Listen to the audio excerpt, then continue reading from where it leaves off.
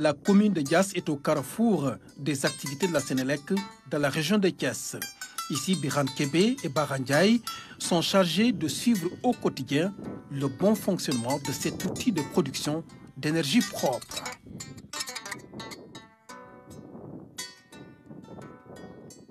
Nous sommes dans le site de la centrale solaire photovoltaïque de Diass, qui est une centrale de la Sénélec d'une capacité de 23 MW, qui a été construite en 2019 dans le cadre de la coopération sénégalo-allemande. Le projet en question a été financé par la Banque fédérale allemande.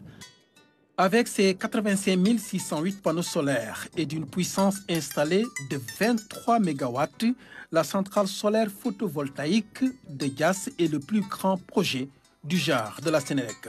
Contrairement aux autres unités de production d'énergie propre, celle-ci injecte directement sa production dans le réseau de la Sénélec. Une technologie qu'on appelle au fil du soleil, c'est-à-dire vous produisez, vous injectez directement sur le réseau de la Sénélec. Le réseau électrique de la Sénélec aujourd'hui a atteint vraiment sa maturité.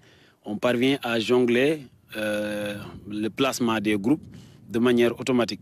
Aujourd'hui, nous communiquons en continu avec le service dispatching pour dire augmenter telle puissance, mettez à telle puissance, injecter de l'énergie réactive, etc. Donc ça permet de maîtriser le réseau quasi instantanément.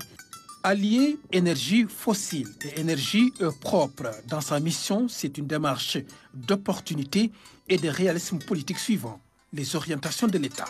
Sénélec est tellement conscient, et ça c'est en phase avec la politique de l'État du Sénégal, qui aujourd'hui a un mix énergétique d'environ 30%, et le gouvernement du Sénégal a fixé comme ambition d'atteindre 40% à l'horizon 2035.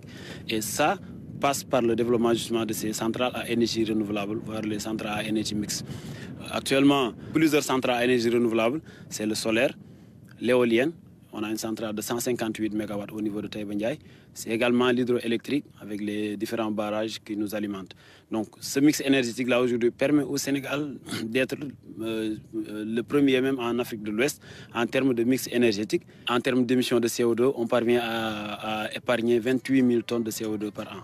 Un investissement lourd, 15 milliards de francs CFA, rien que pour cette centrale solaire de Diass. L'infrastructure demande de l'entretien au quotidien. Cette opération qui consiste à nettoyer les panneaux solaires est nécessaire, surtout en cette période de l'année.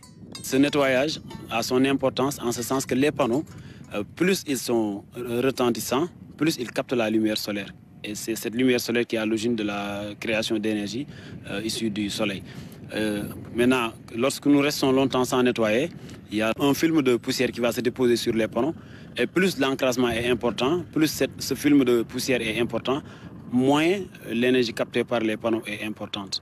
Et ça contribue à réduire les performances.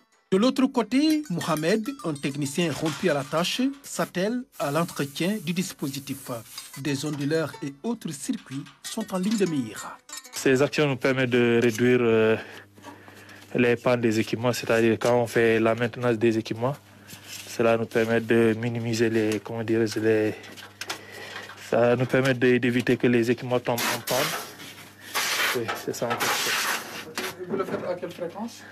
Bon, nous avons établi un planning de maintenance sur une période de 3 mois, c'est-à-dire chaque 3 mois, on arrête un équipement et on procède à la maintenance.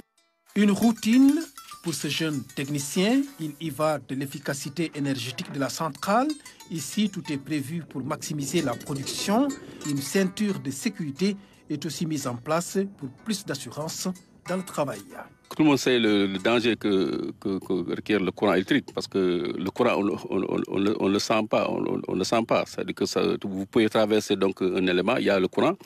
Maintenant, si vous ne mesurez pas donc le danger, vous risquez donc de créer un accident.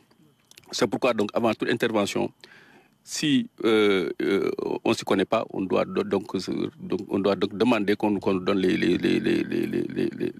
EPI pour pouvoir intervenir.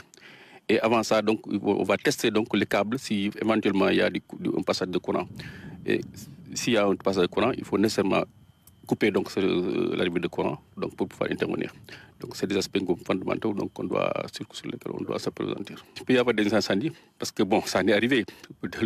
Une fois qu'on a eu une intervention, il y avait un problème sur le poste, donc on était là, il y avait un incendie, mais heureusement que nous sommes formés en fait pour cet aspect-là. Il y a des extincteurs qui sont là, nous on a été formés pour quand il y a un incendie, qu'est-ce qu'on doit faire, comment on doit réagir. Malgré la découverte du pétrole et du gaz au Sénégal, la Société nationale d'électricité continue de développer ses sources d'énergie. Ces investissements d'une autre nature pour la Sénélec sont essentiels dans la lutte contre le dérèglement climatique. L'actualité internationale nous conduit ce soir à